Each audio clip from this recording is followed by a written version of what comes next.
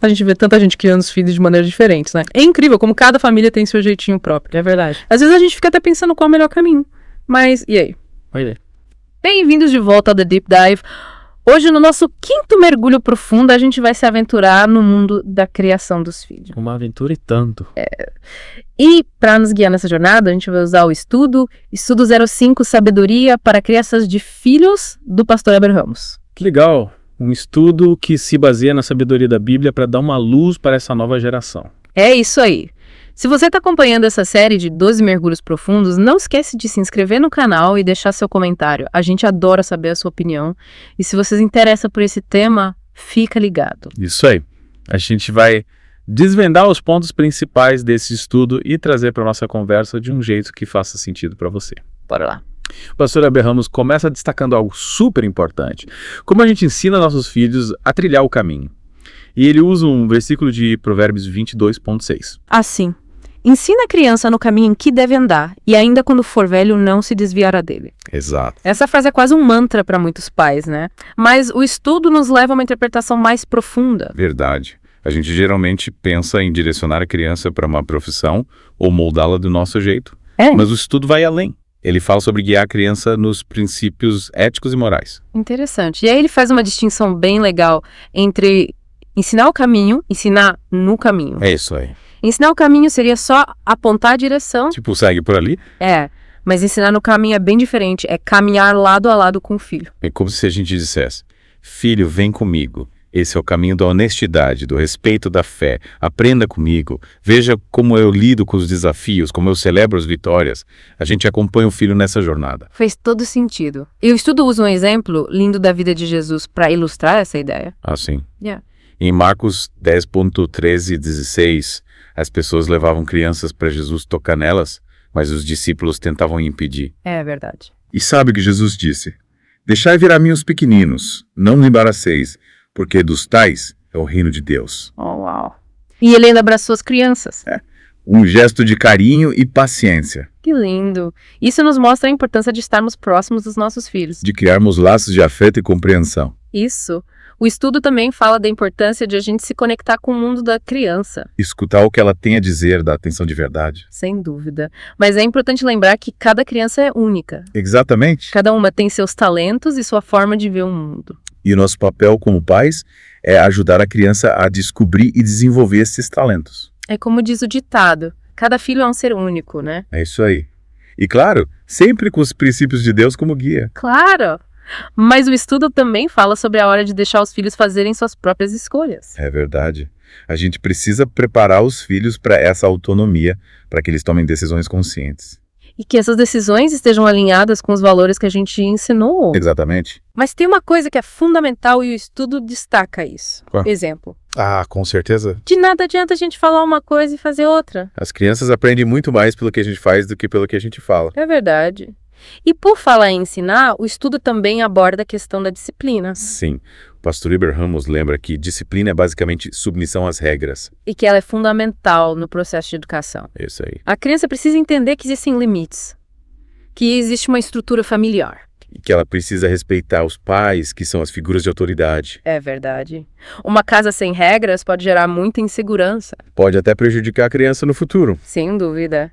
E aí entra a questão da correção. Isso. Às vezes só conversar não é o suficiente. Às vezes é preciso aplicar uma consequência, como uma pausa ou tirar algum privilégio. Isso ajuda a criança a entender o impacto das suas ações. E o estudo usa a palavra fustigar, que pode parecer forte pra gente hoje em dia. Mas no contexto bíblico se refere a uma correção firme, com o objetivo de ensinar. Exato. E o pastor Heber Ramos fala do medo que alguns pais têm de disciplinar. Medo de prejudicar o relacionamento, isso é muito rígido. Mas ele argumenta que a correção feita com amor e sabedoria faz bem para a criança. E que ela ajuda a evitar comportamentos errados. Sem dúvida. E para ilustrar essa ideia, o estudo cita vários provérbios. Mas Provérbios 23.14 diz que disciplinar a criança livra a alma dela da destruição. Nossa. Provérbios 29.15 fala que a vara e a repreensão trazem sabedoria. E que a criança sem limites envergonha os pais. Verdade. Provérbios 29.17 diz que disciplinar o filho traz descanso e alegria. Provérbios 22.15 afirma que a tolice faz parte da criança, mas a disciplina a afasta. Interessante. E por último, Provérbios 13.24. Quem poupa a vara odeia o filho, mas quem ama a disciplina. Caramba, é muita coisa. Mas a mensagem principal é que a disciplina é um ato de amor. É isso aí. Ela ajuda a formar o caráter e guiar a criança. Exatamente. Mas o estudo também alerta sobre os perigos de se disciplinar com raiva. É verdade. Em Provérbios 19.18, a gente encontra essa frase. Castiga o teu filho enquanto há esperança, mas não deixes que a tua ira te leve a destruí-lo. Uma frase forte, né? Muito. O estudo explica que quando a gente está com raiva, a gente age sem pensar. E a gente pode acabar machucando o filho. Fisicamente ou emocionalmente. A palavra ira, nesse versículo, pode ser entendida como uma vontade exagerada. Que nos leva a cometer excessos. É isso aí. E o pastor Heber Ramos conta uma história muito triste para mostrar os perigos de disciplinar com raiva. Cor história. Um pai viu o filho dele danificando o carro novo com um martelo Meu Deus. e, tomado pela raiva, ele pegou o martelo e bateu nas mãos do menino. O menino perdeu os dedos. Que triste. E o pai, cheio de culpa, se matou. Isso serve de alerta pra gente. A gente precisa ter calma na hora de corrigir os nossos filhos. Exatamente. O objetivo da disciplina não é a vingança É o aprendizado. e o crescimento. Isso. E aí o estudo parte para outro ponto importante. É. A sinceridade. Em Provérbios 27.5 a gente lê. Melhor é a repreensão franca do que o amor encoberto. A sinceridade é fundamental, né? Principalmente na criação dos filhos. É verdade, a criança precisa entender o motivo da correção. E essa sinceridade vale para todos os cuidadores. É isso aí.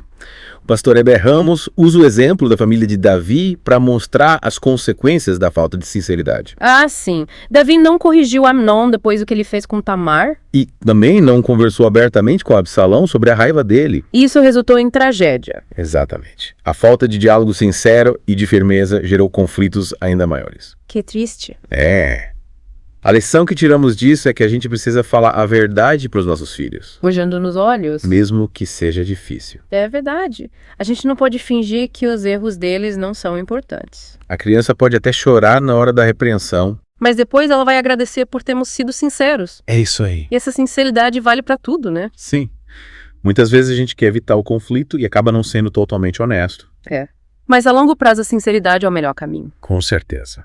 Então, é nesse nosso quinto mergulho, a gente viu várias coisas importantes sobre a criação dos filhos. Vimos a importância de ensinar no caminho, de ser um exemplo De disciplinar com amor e sabedoria. e de ser sincero na comunicação, E essas lições valem para todas as fases da vida. da infância até a vida adulta. É verdade. E como pai, eu sei que não é fácil aplicar tudo isso na prática. É um desafio diário Mas buscar essa sabedoria é fundamental. para criarmos famílias fortes e saudáveis. Exato. E para terminar, fica a pergunta. Como esses princípios, o exemplo, a disciplina e a sinceridade podem impactar a sua família?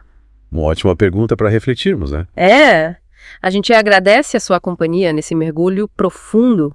Esperamos que essas ideias inspirem você a repensar suas práticas e a conversar sobre isso com outras pessoas. Seus comentários são sempre bem-vindos. E a gente te espera no próximo mergulho aqui no The Deep Dive. Até lá.